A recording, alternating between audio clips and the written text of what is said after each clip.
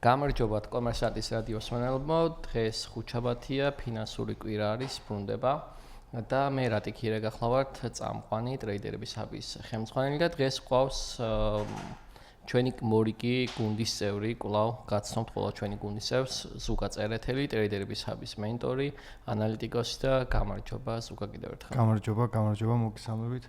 მიხარია აკოფნა. ზუკა, მოგეთ ჩვენთან ტრეიდერების ჰაბში, როგორც თუნდაც Forex-ის ტრენერი და ტრეიდერი, ვიცი რომ გაქვთ მომზადებული საინტერესო სიახლეები, მაგრამ მოდი დავიწყოთ გუშინდელი ძალიან მნიშვნელოვანი ამბავით, რაც იყო რეფინანსირების განაკვეთის სრულება ამერიკაში 4%-დან უკვე დღეიდან, გუშინდელიდან მოყოლებული უკვე 3.75% გახდა ამერიკაში რეფინანსირების განაკვეთი. მაინტერესებს პირველ რიგში რომ შეაფასო ეს ყველაფერი, როგორ ხედავ შენ როგორც Forex trading-ში რა ტენდენციები იკვეთება თუნდაც გუშინდელი დღიდან მოყოლებული და შემდგომ უკვე დაუბრუნდეთ იმ სიახლეებს, რაც გვინდა რომ გავაზიაროთ დღეისთვის. კი ბატონო. გუშინ საკმაოდ საინტერესო საღამო იყო.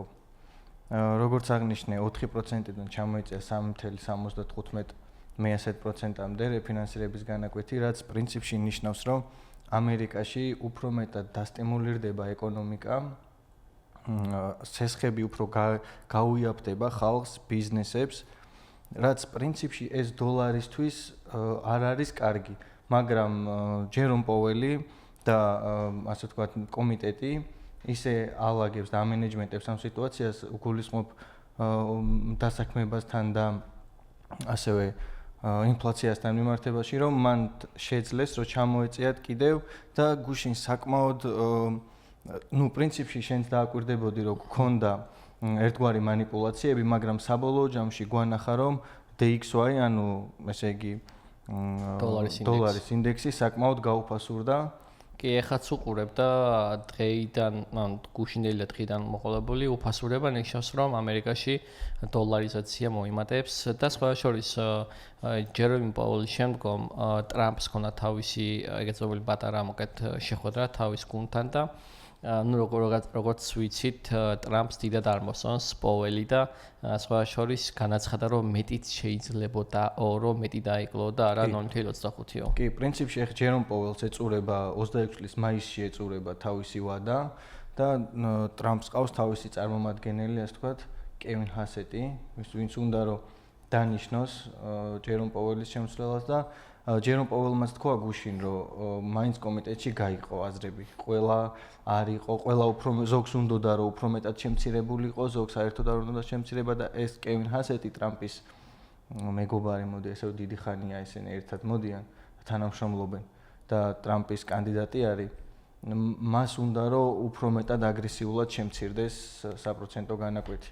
კი, აი მან ერთს დავამატებ, რომ ეროვნული ბანკი იდეაში არის აპოლიტიკური ორგანო და მაგაზე ძალიან ბევრჯერ უკვე განაცხადეს, რომ ტრამპი რაღაცა პირდაპირ ერევა ეროვნული ბანკის საქმიანობაში და ბარემ დღეს უკვე გამოქვეყნდა, რომ ბარემ რაც უკვე დიდი ხნის ჩვენ პრინციპში თქვით კიდევაც რომ უნდა ყოფილიყო ამერიკაში დაჩქარებული ვიზებისთვის, უკეთ ტრამპის ეგეთ წოდებული ოქროს ბარათი უკვე ამოქმედა დღეიდან, შეიძლება ნებისმიერ სულს რომ შეიძინოს სულ რაღაც 1 მილიონ დოლარად ეგეთ წოდებული ოქროს ბარათი, რომელსაც მოყვება პირდაპირ, მოკეთ მუშაობის უფლებაც, მოკეთ ემიგრაცია, ცხოვრება, ოჯახით და ასე შემდგომ.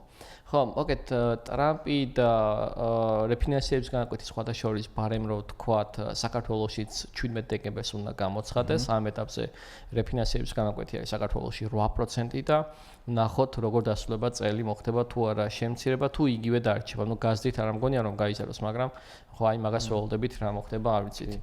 საინტერესო იყო გუშინ კიდევ როცა უშუალოდ ჯერომ პაუელი საუბრობდა, შეკითხვები ისმებოდა მომდევნო განაკვეთის ცვალებადობაზე, რას როგორი მოლოდინები იყო. და მან უპასუხა, რომ პრინციპში ესე იგი wait and watch პოზიციაზე ვართო, რაც ნიშნავს, რომ თავი შეიკავა, მაინც კონკრეტულად ეთქვა, რა იქნებოდა შემდეგი ნაბიჯი და თქვა, რომ დავაკვირდებით ინფლაციას, დავაკვირდებით სამუშაო ადგილების დინამიკას, როგორი იქნება დასაქმების და უმუშევრობის მაჩვენებელი ამერიკაში და იმის შემდეგ მიიღებენ გადაწყვეტილებას შემდეგ საპროცენტო განაკვეთთან მიმართებაში. მაგრამ მაინც იწერებოდა, რომ არის მოლოდინი შემცირების. კი და ბარემ დავამატებ რომ სხვათა შორის კიდევ ერთი რაღაც არის რომ კითხვები იყო ჟურნალისტების მხრიდან იანვარში რეფინანსების განაკვეთზე და იდეაში თავი შეიკავა, იმიტომ რომ ჯერჯერობით არ ვიცი როგორ იქნებაო და ზუსტად დღეს ცხადდება მათ შორის უმუშევრობის მაჩვენებელი, ყოველკვირეული მაჩვენებელი 1 საათში გამოცხადება და ძალიან საინტერესო იქნება რა რეაქცია იქნება ბაზარს, მაშინ როცა უკვე შემცირებული არის და ვთქვათ ბჭყალებში იაფი ფული გახდა უკვე დოლარი ამერიკაში და მეც ძალიან მაინტერესებს რა მოხდება მოკლედ ამ მიმართულებით ამერიკაში.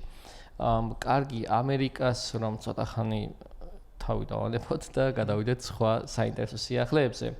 არ ვიცი რამდენად აქვს ხალხს ეს აქცია, მაგრამ Manchester United-ის აქციები 4%-ით გაუფასურდა და რეალურად ვერ აჩვენა შემოსავლები, რაც ქონდა მოლოდინი და მოკლედ ამაზე რა თქმა უნდა მთელი მოკლედ პრესა იწერება უკვე რომ არ ყვევენ რა ხდება, იმიტომ რომ იდეაში მოსაოდნელი უნდა ყოფილიყო რომ მათი შემოსავლები უნდა ყოფილიყო 140 მილიონი ფუნტი და ვერ მოხდა ამ 140 მილიონი ფუნტის დაფიქსირება და დაახლოებით ეს 4%-იანი ვარდნა მოკლედ მაინც და მაინც არ სიამოვნებთ ინვესტორებს და რა თქმა უნდა ესეთი ინფორმაცია უბრალოდ Manchester United ხო ეს ძალიან ცნობილი ვთქვათ საფეხბურთო გუნდია და ალბათ დაინტერესდა ხალხი. ხო 4%-თან არ არის ცოტა.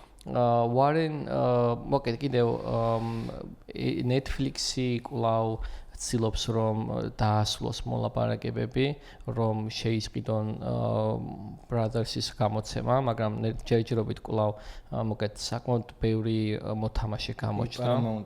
კი ბატონო, რომელიც რეალურად ვერ ჩამოყალიბდნენ, ვინ შეისყის, მაგრამ მე მაინც Netflix-ის ხარეს ვარ, იმიტომ რომ Netflix-ის ხარისხი და კინოინდუსტრია რაც მათ შექმნეს, ვფიქრობ, რომ ძალიან კარგი იქნება რომ მოკლედ ამ კომპანიამ შეძლოს მისი შესყიდვა. და ამ პერიოდში ზუსტად აქციების ზრდა დაიწყო კომპანიამ და ნახოთ რა მოხდება, იმიტომ რომ აშკარად თუ Netflix-ი იყიდის, მგონია რომ კიდევ უფრო სწრაფად შეიძლება რომ გაიზარდოს მისი აქციები. ამიტომ ძალიან საინტერესო არის საფონდო პირობებზე რა მოხდება. პრინციპში ამას თუ დავამატებთ საპროცენტო განაკვეთის შემცირებას, ეს მაინც ნიშნავს რომ კრიპტომიმართულებითაც, აქციების მიმართულებითაც უფრო მეტი თანხების შედინება იქნება და ჩემი აზრი არის ეგეთი, მე ვფიქრობ, რომ საფონდო მიმართულებითაც და კრიპტომიმართულებითაც გვექნება ზრდები მინიმუმ მომდევნო 2 თვის განმავლობაში. ბარემ კრიპტო რადგან ვახსენეთ, შემიძლია გითხრა რომ სანამ გამოცხადებოდა რეფინანსირების განაკვეთი ბიტკოინის ფასი იყო 94,507 დოლარი და დღეისობით ახლა უკვე 90,354 დოლარზე არის და ნენელა რო უყურებთ ტრენდი არის რომ უნდა შეეცადოს რომ გაიზარდოს, იმიტომ რომ წლის ბოლოსკენ ვარაუდობენ რომ რაღაცა იქებ 100-ის ნიშნულს მივახოვდეს და Coinbase-ის აღმასრულებადი რეფორმა უკვე განაცხადა და სხვა შორის იყო თუნდაც კომერსანტის ნიუსებშიც ეს ინფორმაცია რომ ის ვარაუდობს რომ 20-30 წლისთვის, ანუ 2030 წლისთვის ბიტკოინის ფასი უკვე 1 მილიონი დოლარი იქნება და მას ძალიან ეიმედება ეს ყველაფერი. სხვა ინფორმაციებიც რომ გაგვიზიაროთ, თან უკა ვიცი რომ გაგმოსდებული რაღაცები და თან შეგვიძლია რომ ვიმსჯელოთ. ეხლა პრინციპში ძალიან საინტერესო კვირა გველოდება, იმიტომ რომ გვაქვს უკვე ევროპის ცენტრალური ბანკის და ბრიტანეთის ცენტრალური ბანკის საპროცენტო განაკვეთები.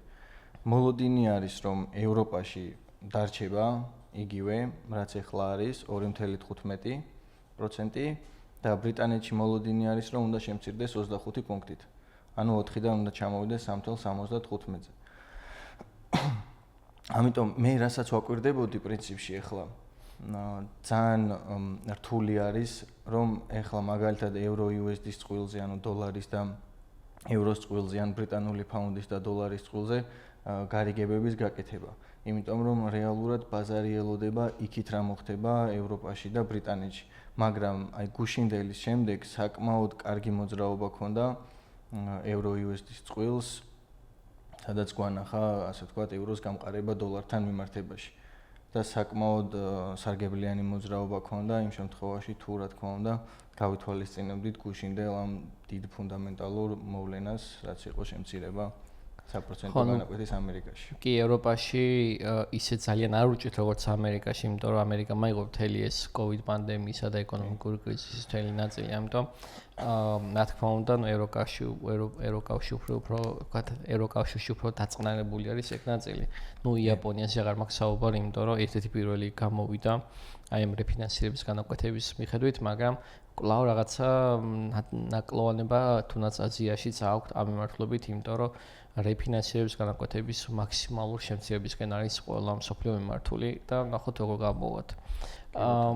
მოდი კიდევ ერთხელ გადავუხევ ინვესტიციების მიმართულებითაც და რაღაცად ახმაურდნენ ინვესტორები ამერიკაში ილონ მასკის SpaceX-ის დებიუტზე, რომელსაც უკვე ამბობენ ინგლისურად, რომ რაღაცა სიგიჟე IPO იქნებაო.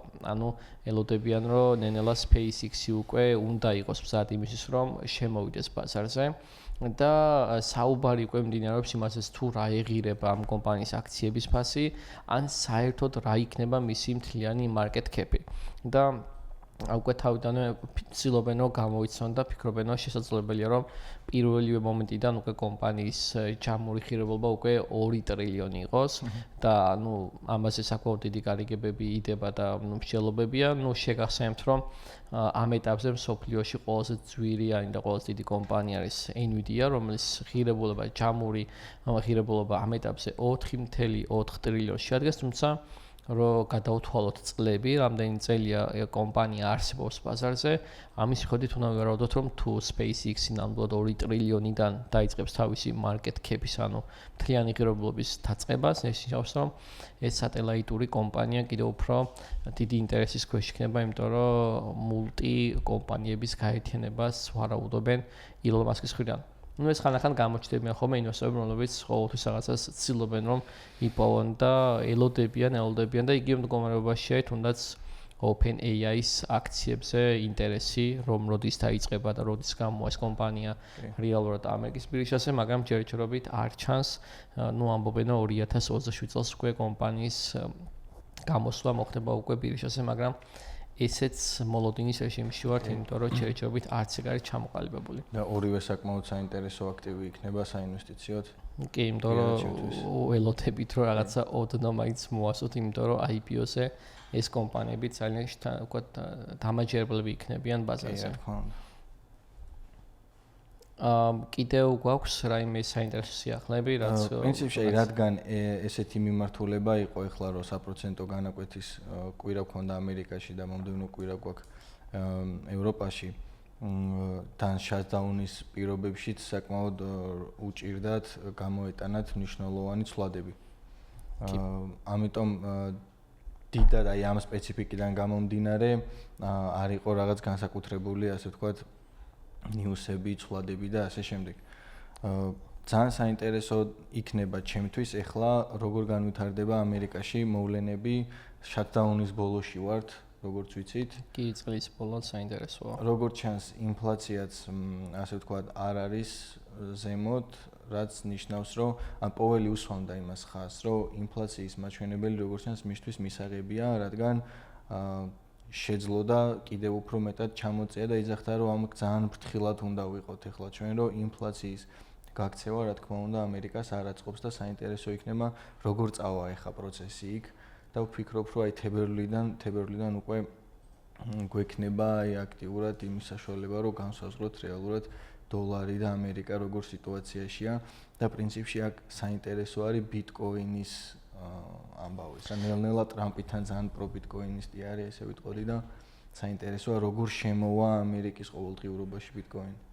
ხო, იმიტომ რომ ბარემ ოქროსაც ვახსენოთ თუნდაც გუშინ ძალიან უცნაური მოძრაობები გააკეთა, იმიტომ რომ როგორც ახსენე თავიდანვე საკმაოდ ბევრი იყო სპეკულაცია და ეხლა ამ ეტაპზეც 1 უნციის ღირებულება 28.6 გრამი 4218.19 დოლარის არის და ნენელად ცდილობს რომ ოქრომ თავისი ვთქვათ მოწოდების სიმაღლე კვლავ დააფიქსიროს. მაგრამ უჭირს მაინც რა ხო? კი, უჭირს, იმიტომ რომ ბოლომდე არ არის მთლად გარკვეული თუნდაც ინფლაციის მაჩვენებელი, რომელიც აუცილებლად გამოვა დეკემბერში და რაც ახსენე მქონე პრინციპში მართალი არის ჯერომ პაული, იმიტომ რომ 3%-იანი ინფლაცია და მათ შორის არსებული 3.19% რეფინანსების განაკვეთი სწორხაზოვანია და მთავარია რომ მართლა რომ ინფლაციის მაჩვენებელი არ გაიქცეთ და რაღაცნაირად ეს ეკონომიკა და ფინანსები კარგად და სტაბილურად, იმიტომ რომ სხვა შემთხვევაში ბაზარზე ვთქვათ სიწყნარია, იმიტომ რომ S&P 500-ის მაჩვენებელიც